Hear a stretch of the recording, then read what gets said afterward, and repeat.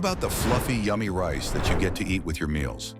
More than a grain on your plate, it is like a process that accommodates billions across continents and diverse ecosystems with ultra-modern technology. The path of rice takes human innovation, natural resources, and technological wonders from soggy fields to mega factories that brim with the most advanced equipment.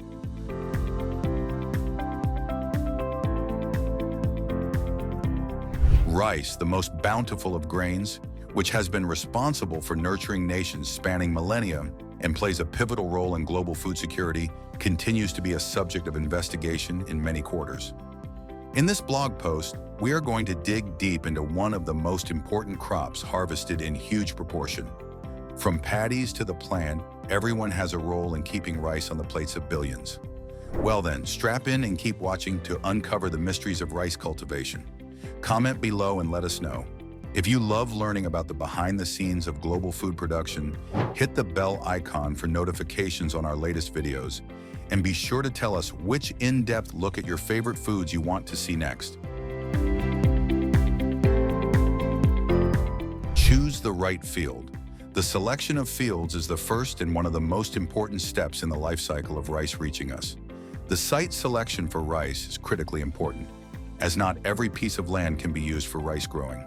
Rice is usually grown in regions with plentiful water, and the best fields are generally close to a good water source such as rivers or reservoirs. Rice cultivation in nature's seasonal rhythms, perfect synchronization, and rainy season is over. The tropical and subtropical abundant rain rice areas. The right side field needed the perfect blend of precipitation, warm temperatures, and soil conditions to ensure these creatures received all the nutrients and hydration they would need throughout their growing season. Farmers have to test the soil before any planting is done to ensure that it can be used for rice farming. Analysis of soil pH, structure, and fertility is done in detail because these elements have a direct effect on the health and yield of the crop. Depending upon the composition of the soil being used, it may be necessary to add amendments such as fertilizers or lime in order to maintain proper pH and fertility levels. Their land is prepped to remove debris using machines such as stone pickers and strip tillers that break up the field and leave a flat surface. This will be important later on, as flooding the fields requires a flat surface. The groundwork seems intense, including bulldozers for things like water control and compacting the ground under the soon-to-be rice paddies. When the fields are prepared, we head to the paddy fields. This is where the real magic happens. Rice is grown in a way that needs waterlogged fields called paddies.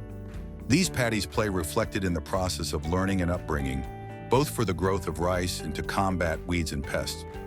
Farmers will often build a network of levees and dikes around the fields, which creates compartments in which water can be controlled or held before being added. The fields are filled with water once the levees have been constructed. The water level is key. It must be just a few inches to cover the soil without submerging the young rice plants. One thing we know for sure are the irrigation systems here. No more arguments are needed there.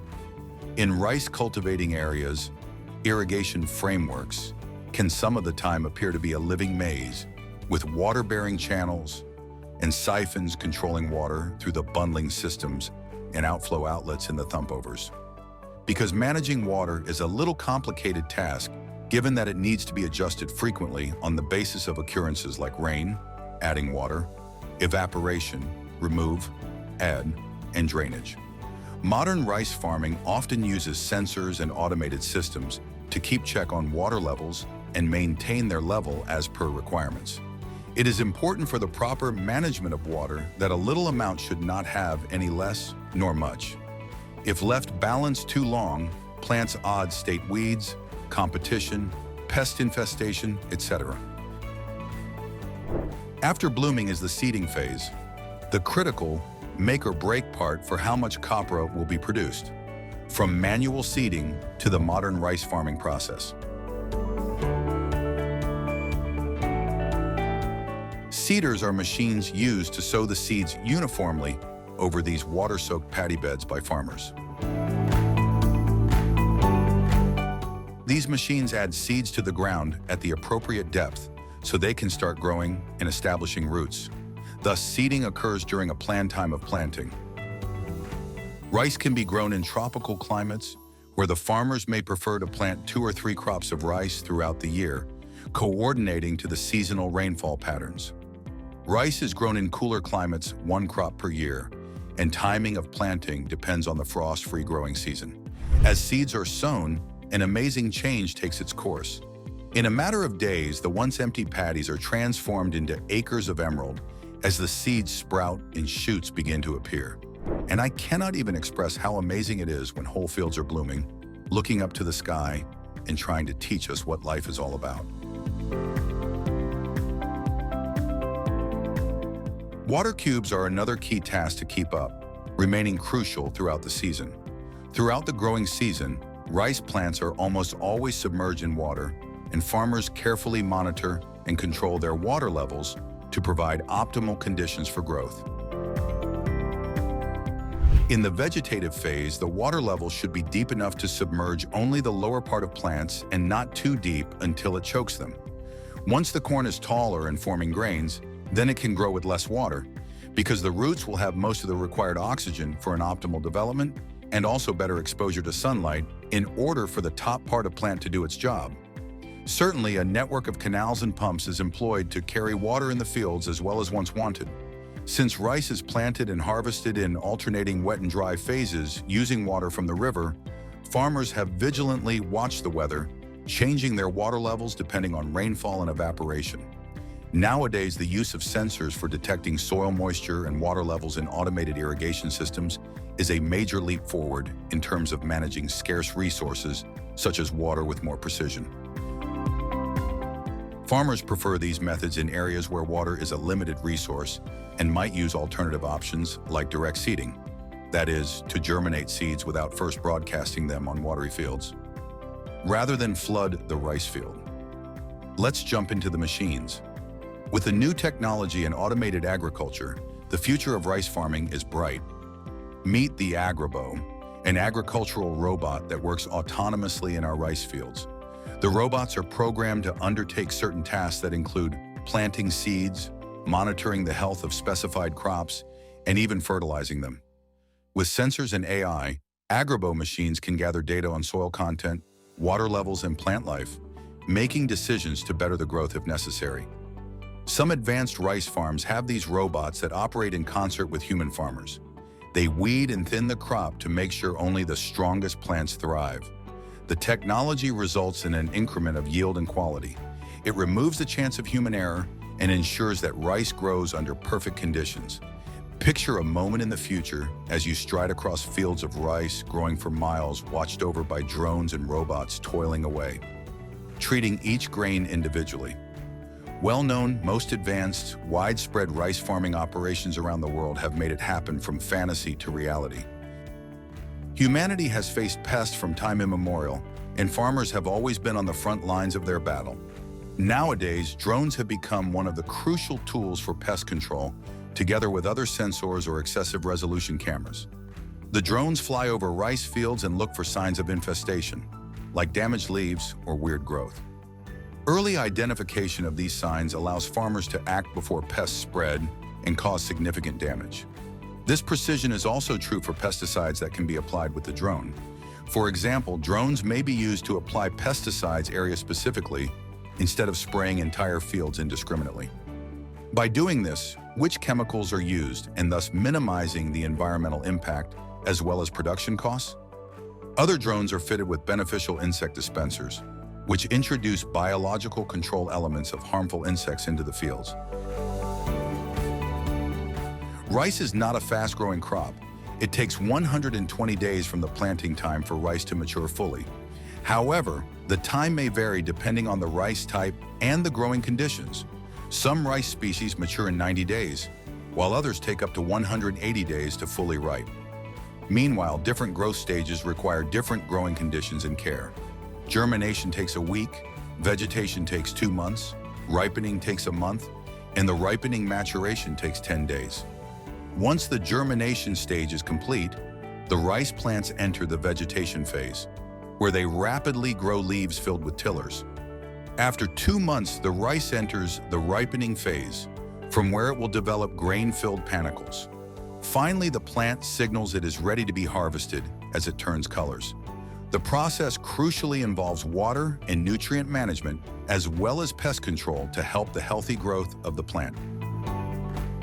When the plant is mature, the harvest is ready. Harvesting has evolved in the recent past. Initially, the crop was hand-cut, as workers would lean and cut the plants. Today, machines have evolved that use GPS and sensory technology to determine the moisture and mature condition of the plants. The machines only suck the renal section of the plant while leaving the stem. The plants are fed into the harvester's conveyor system, which separates the grain from straw after being cut.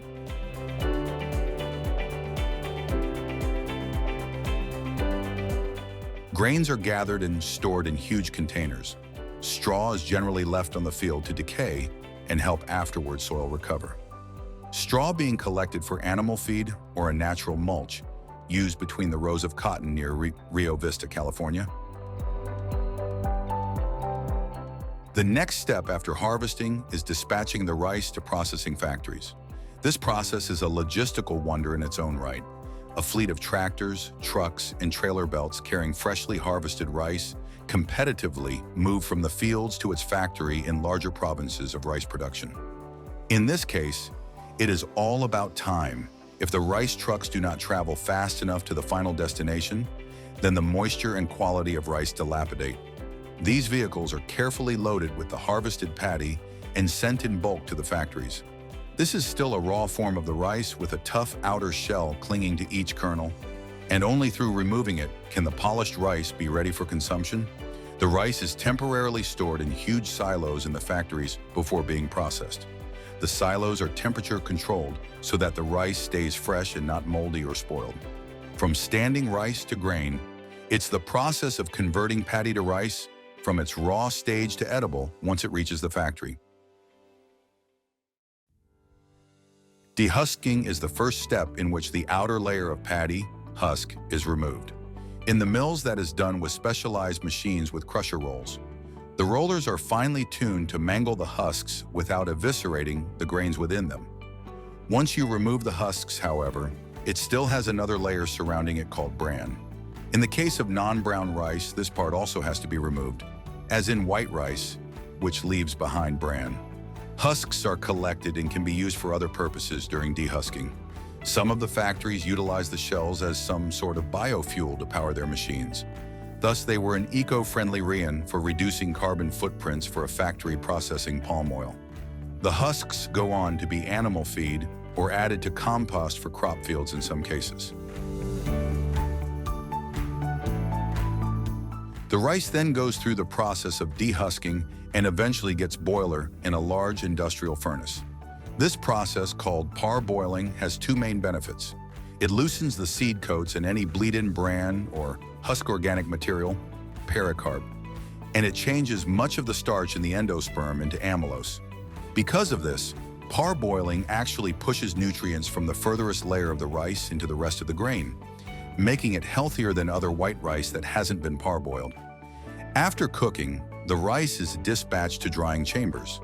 Here, the rice is mechanically dried to a specific moisture content. After drying, the rice is then sorted and graded.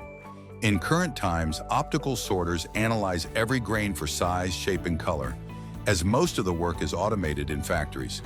They can determine small, medium, or different level impurities and discharge bad class grains that are too small, not enough symmetric, or with an improper color, so that combining the factory and market's equally high requirements, producing a batch of uniform quality that satisfied them both. However, not all of the grains that make it to the final stage are in pristine condition. Most often, they are used in animal feed or processed foods. This makes sure that nothing is wasted and the factory runs as smoothly as possible. Data cleanup, some type of rice, like white rice, also needs to be polished after this stage. This rice is then put through a polisher to shine and smooth the grains, as well as to remove bran layers. This step can be skipped with brown rice or other varieties, but most people use white rice, which has to be polished for its dainty texture and appearance. It also increases the cooking properties of rice, making them easy to cook uniformly and providing a consistent texture during serving. The rice has been packaged and is finally ready for sale. Automated packaging machines in big factories measure and fill bag sizes that range from small consumer-sized packets to large industrial bags intended for restaurants and food service companies. The finalists are bagged, sealed, labeled, and sent out for distribution. It is operating a large distribution as consumption on the planet of rice, which asserts that it is one of the most widely used in food. Then the packaged rice makes its way to markets around the world before ultimately ending up on store shelves and eventually dinner tables. These large, highly technologically advanced tractors are used by farmers to turn and loosen the soil, so rendering it rich and ready for planting.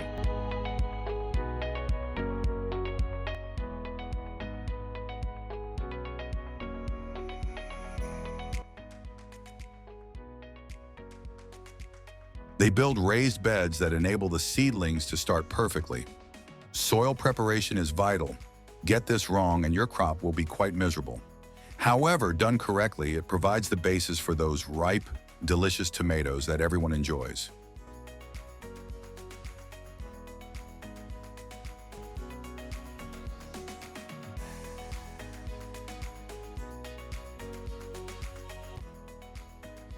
Once the soil's ready, it's time to plant. Seedlings nurtured in nurseries are brought to these fields where machines plant thousands, yes, thousands, of baby tomato plants in just a matter of hours. Imagine this, 5,100 little green shoots per acre. That's like planting a small forest of tomatoes that will soon turn into an ocean of red.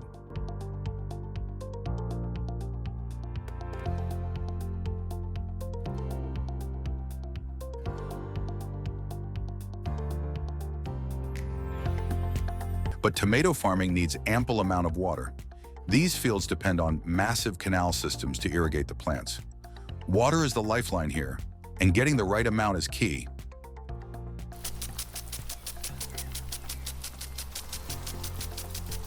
Too little, and the plants struggle. Too much, and you risk disease. Precision is everything, and efficient watering systems make sure each plant gets just the right amount of hydration. After all, happy plants mean juicy tomatoes.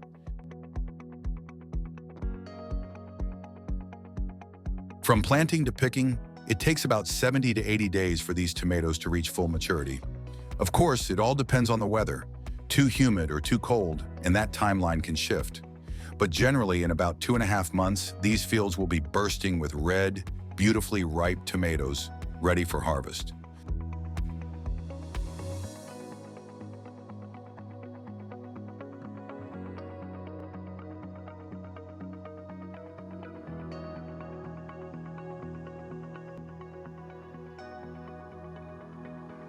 When about 70% of the tomatoes have ripened to that perfect shade of red, it's time for the big event.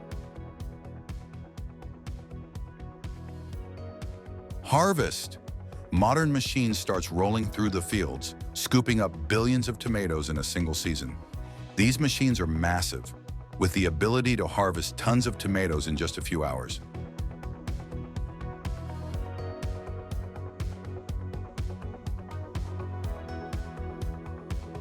And trust me, the sight of those vibrant tomatoes tumbling into the trucks, it's pretty amazing. Once harvested, the tomatoes are loaded onto these giant trucks, which haul them off to processing plants.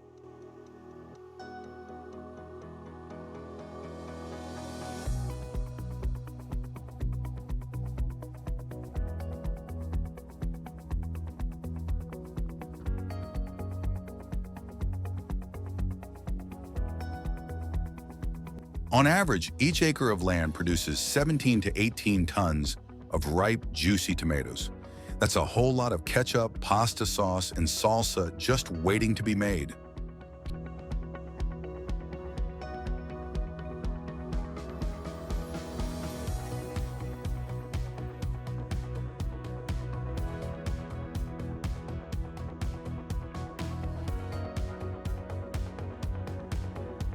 Here now is the magic happening. Once at the plant, the tomatoes are cleaned, steamed, and cooked until they are just ready for processing.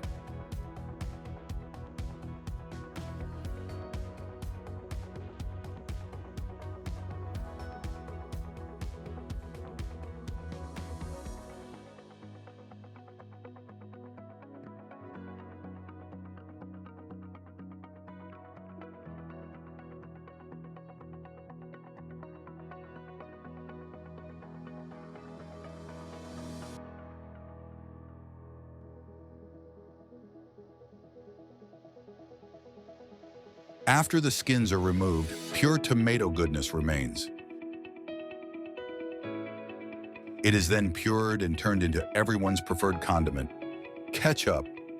These modest tomatoes go from field to factory to our plates in no time at all. Amazing.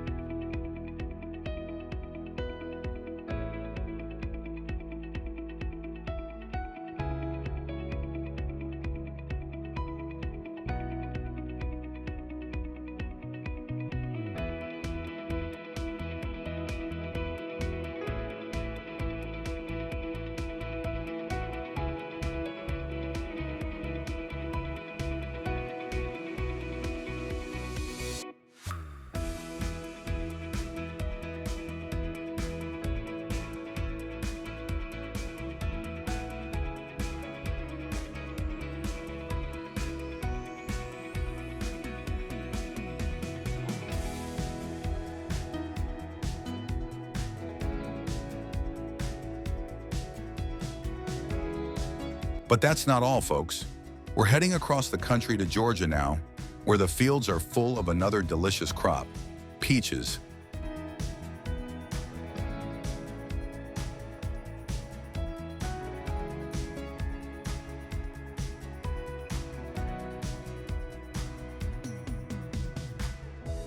If you've ever wondered how those sweet, juicy peaches make their way to your grocery store, stay tuned because we're about to dive in.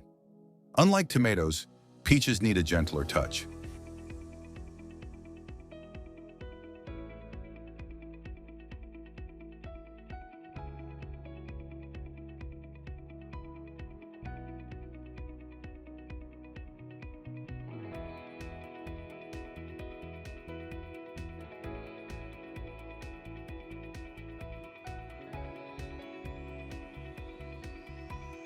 After 4 years of growth, peach trees finally start bearing fruit, and when the peaches are ripe and ready, they're carefully hand-picked to avoid any bruising.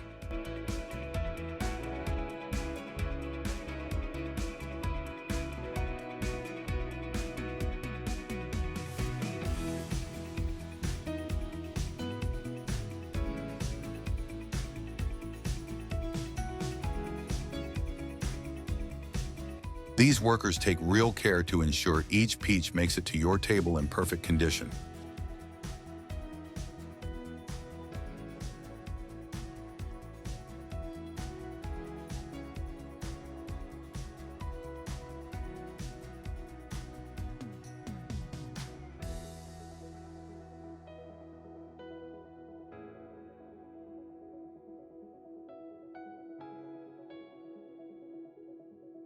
From the orchard, peaches are taken to the factory,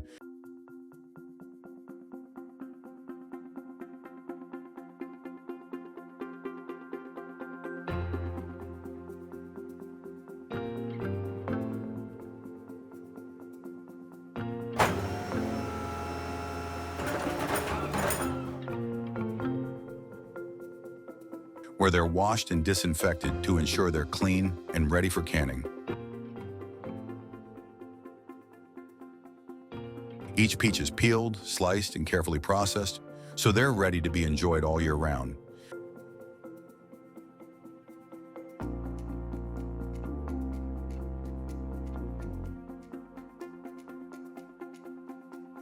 Whether you like them straight out of the can or baked into a sweet dessert. At the canning facility, the peaches go through a detailed process to ensure that they stay fresh and delicious.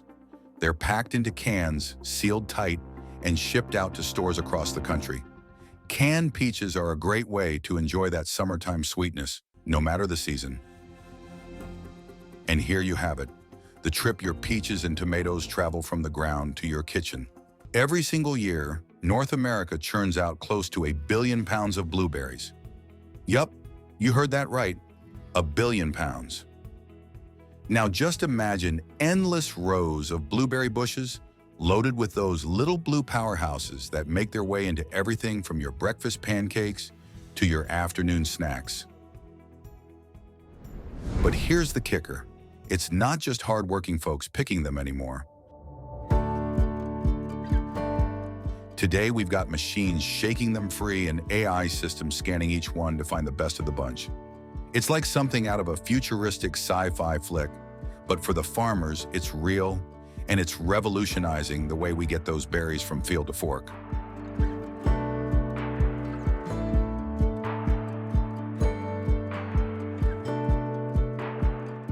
Today, we're going to walk you through the journey that each blueberry takes, from the farm to your kitchen. And let me tell you, this isn't your grandma's blueberry farm anymore. Modern technology has completely transformed the way blueberries are harvested and processed.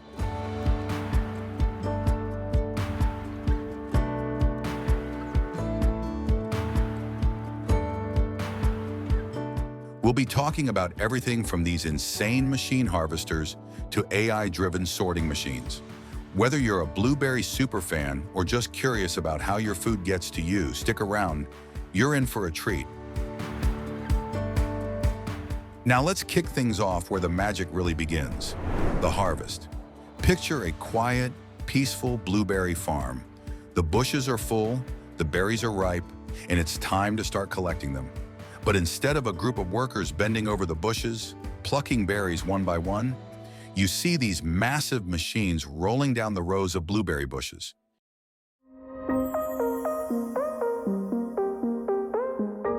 These machines are known as over-the-row harvesters, and they're as cool as they sound.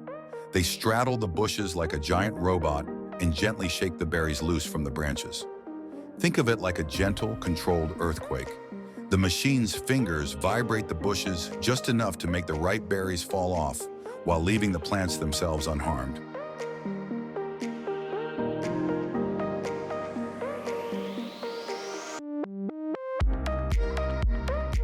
And here's the best part.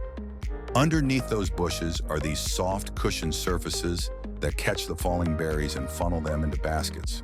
The berries don't just drop to the ground. Oh no, they're carefully guided into containers so they don't get bruised along the way. It's like a delicate balancing act of technology and nature.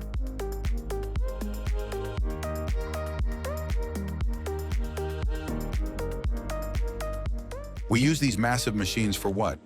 Efficiency is the key, plain and simple. With the help of harvesting machines, orchards can swiftly gather more berries than ever before. It's a godsend for huge farms that have to haul their blueberries straight from the bush to the store as soon as possible.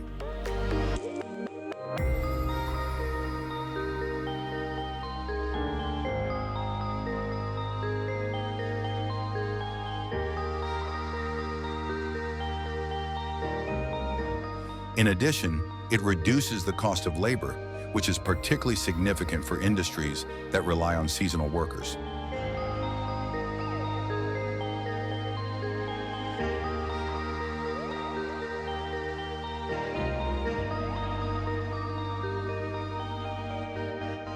A field can be harvested much more quickly than by hand, resulting in an abundance of blueberries for everyone. Sure, there are flaws. There are some drawbacks to using these machines, despite how fast they are. One problem is that not all of the berries that fall off the bushes when you shake them are going to be ripe. You can expect a variety of berries, some of which will be perfectly ripe, some slightly underripe, and some potentially too soft or overripe. It's similar to selecting avocados at the supermarket. Some require a few days to ripen before consumption, while others are ready to go. Sorting the good from the bad is the next step in the process. And don't think the farmers are just sitting back and letting the machines do all the work. Farmers still have a lot to manage during harvesting. They need to make sure those machines are calibrated just right, not shaking too hard or too soft, and that they're moving at the right speed. If the machine goes too fast, it might miss some berries. If it goes too slow, it could damage the plants. It's a bit like driving a giant, high-tech tractor through a delicate garden.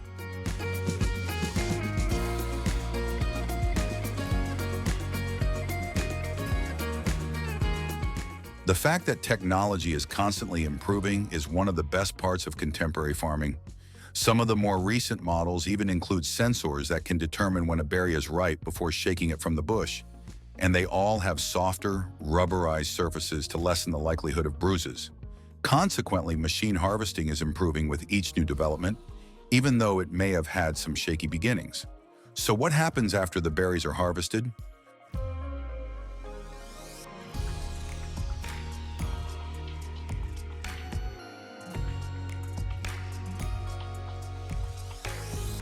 When we arrive at the processing facility, we ask.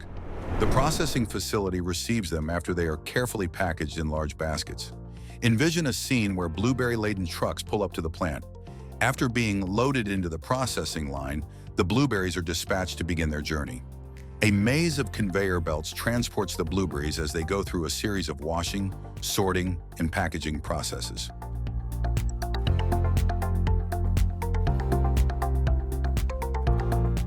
Before sorting and washing, give the berries a good shake. Their placement on vibrating platforms aids in shaking out any debris that may have accumulated during harvesting, such as dirt, leaves, or twigs. However, the berries are not only cleaned while shaking, they are also beginning to be sorted according to size and ripeness. Remove any berries that are too tiny, broken, or underripe from the string and save them for later.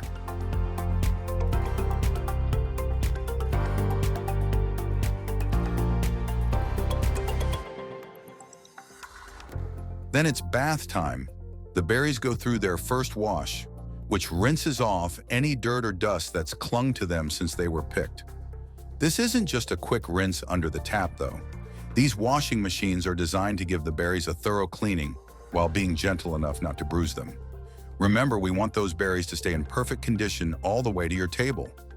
Even after the first wash, there might still be a little debris hanging on. So the berries go through a second round of cleaning, a light spray of water to make sure every last bit of dirt is gone. Think of it like a final rinse after shampooing your hair.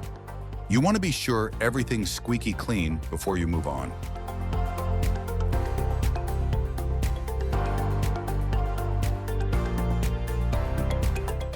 The next step, which comes after washing the berries, is to dry them off. You say, why do you dry them? Having an excessive amount of moisture can hasten the process of blueberries going bad. Our goal is to extract as much water as possible while ensuring that the berries retain their nice and firm texture.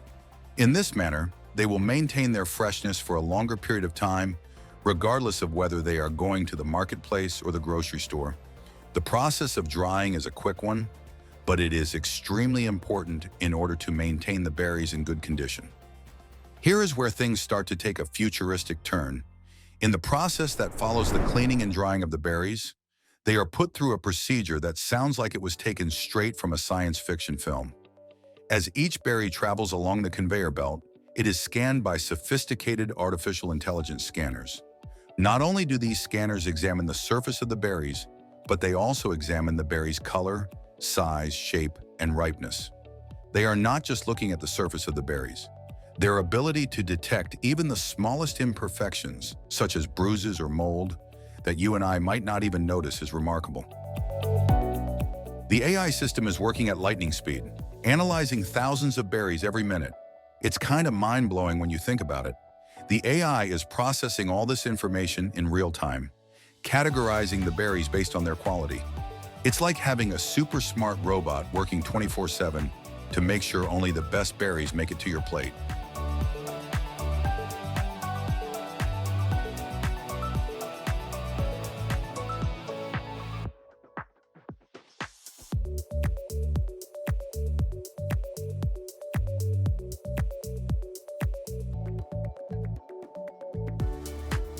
Once the AI has done its job, the berries are sorted using mechanical devices.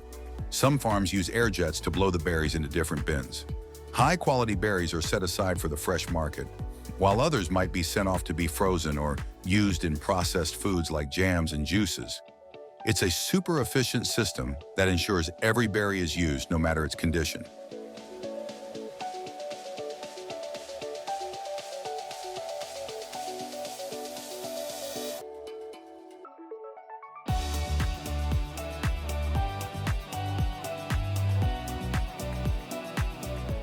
Even though the AI does most of the heavy lifting when it comes to sorting, there's still a place for the human touch.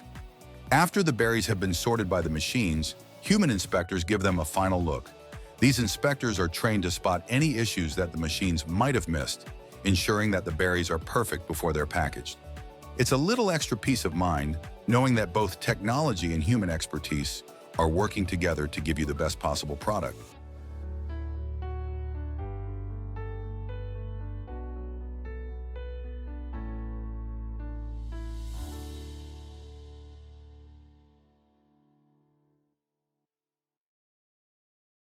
Once the blueberries have been sorted and inspected, they're ready for packaging. The whole packaging process is automated, which means machines are filling up containers with the perfect amount of berries. These machines are super precise, making sure that every package is consistent in weight and quality. The berries are labeled with all of the important information that you will see in the store after they have been packed. This includes the weight of the package, the variety of blueberry, and sometimes even the farm where the berries were grown. The process of labeling is essential for ensuring traceability, as it allows us to trace those berries back to their original source in the event that there is ever a problem.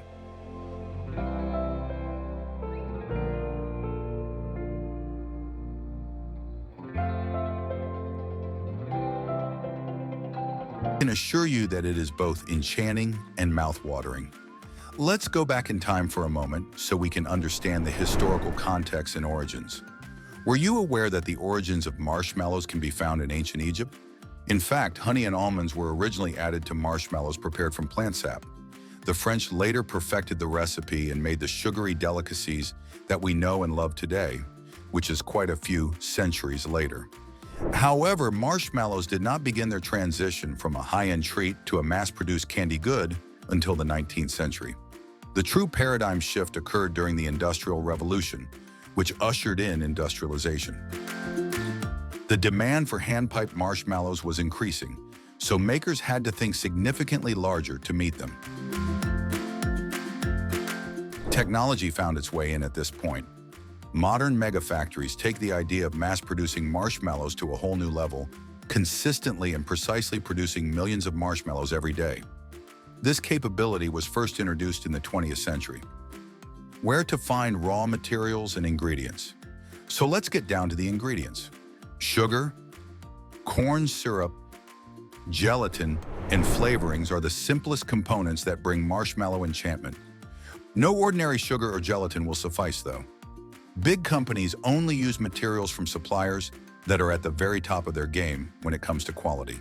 For the perfect marshmallow, you need 3 ingredients: pure sugar, corn syrup of the proper viscosity, and gelatin, which gives the candy its distinctive texture.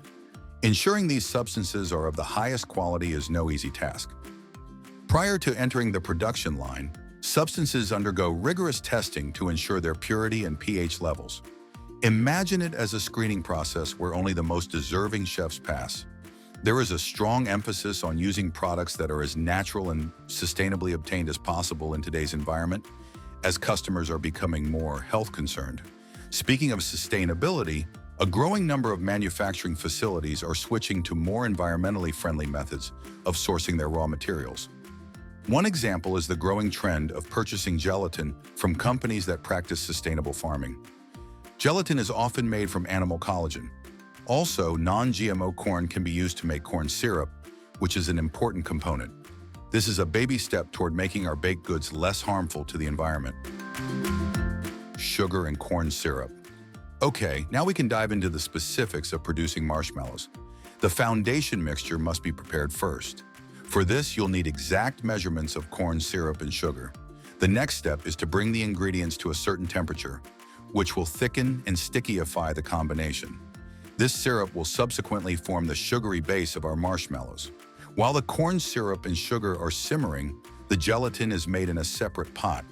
To make sure it's completely melted and ready to blend, it's dissolved in water and heated. Because it provides structure, gelatin is essential to marshmallows. Without it, the sweet treat would just be a sugar pool. The exciting part starts with the flavors and additives. A wide range of colors and flavors, both natural and artificial, can be added to the combination in factories. With this stage, you can personalize it to your heart's content, whether it's traditional vanilla, strawberry, or chocolate. Additionally, we must not overlook the additives, which are substances that either lengthen the marshmallow's shelf life or keep them from sticking together.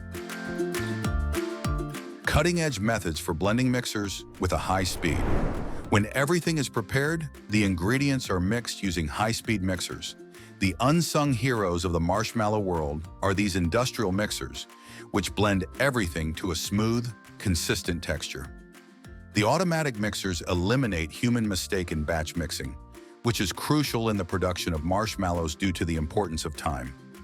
In this stage, temperature control is of the utmost importance. If the temperature is too high, the combination will be excessively watery. If it's too low, it will be nearly hard to handle.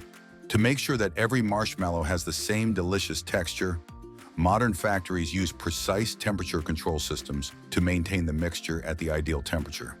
The aeration phase, which is responsible for marshmallow's characteristic puffiness, comes next. Modern aeration technology is used to whip air into the mixture, resulting in uniform distribution of microscopic bubbles. To make marshmallows that are fluffy, light, and delicious to bite into, this is an essential step. Now that the mixture is ready, shape it with the help of an extrusion machine. To make lengthy, continuous strands of marshmallow, modern extrusion machines are able to push the airy mixture via nozzles. Engineering wonders, these machines can crank out thousands of feet of marshmallow rope every hour. High-speed cutting mechanisms chop the marshmallow ropes into uniform pieces as soon as they come out of the extruder. These machines are incredibly accurate. They can shape marshmallows into any desired shape, be it a perfect cube, cylinder, star, or heart. Speaking of personalized shapes, marshmallow companies frequently employ interchangeable molds and dies to produce a wide variety of designs. Thanks to today's technology, you may find anything, from the basic cube to something completely new. The newly sliced marshmallows are coated with cornstarch so that they don't stick to one another. This process is rooted in both tradition and necessity. For decades, marshmallows have been kept soft and separated using cornstarch. But why limit yourself to only the outside? The use of precise injection technologies allows for the insertion of fillings or taste to some marshmallows. A whole new level of flavor complexity may be achieved with these current techniques, whether it's a blast of fruit flavor or a gooey chocolate center. As if that weren't decadent enough, certain marshmallows are given an extra dose of luxury with unique coatings. Coating machines that run on conveyors take ordinary marshmallows and transform them into gourmet treats by adding chocolate, coconut, or even sprinkles. The production of millions of marshmallows makes automated inspection a must for ensuring product quality. Every marshmallow is inspected for uniformity in size, shape, and texture using high-speed cameras and inspection systems powered by artificial intelligence. Only the finest marshmallows make it to packaging because these technologies are so sophisticated that they can detect the tiniest faults. As part of their quality control procedures, companies take samples from each batch and put them through in-lab testing alongside automated inspections. To make sure the marshmallows retain their delicious flavor even after being stored for a while, these tests measure characteristics like texture and flavor stability. No amount of technology can guarantee that mistakes won't occur. For this reason, manufacturing facilities contain mechanisms to identify and address any discrepancies that may arise. These mechanisms make sure that any problems, such broken machines, or mixed-up ingredients are identified and fixed fast. The next step is to package the marshmallows if they pass inspection. Fully automated packaging lines allow modern companies to pack each marshmallow rapidly and hygienically. While keeping to the strictest of hygiene standards, these lines can fill and seal bags with ease. To keep them fresh for longer, many marshmallows are vacuum sealed to eliminate air, which shortens their shelf life. From the factory to your cupboard, these marshmallows will remain fresh and fluffy thanks to this technology. Last but not least, high-speed labeling equipment are used to label and brand the packaging. These machines check that all of the necessary features, such as the brand's emblem and nutritional information, are printed on each package. Transporting marshmallows in a temperature-controlled environment is of the utmost importance when it comes to cold chain logistics. Whether they're being sent across town or across the globe, cold chain logistics keeps marshmallows tasting great the whole way. In the background, sophisticated tracking technologies keep an eye on the whole distribution network, guaranteeing that the marshmallows will reach their destination promptly and undamaged.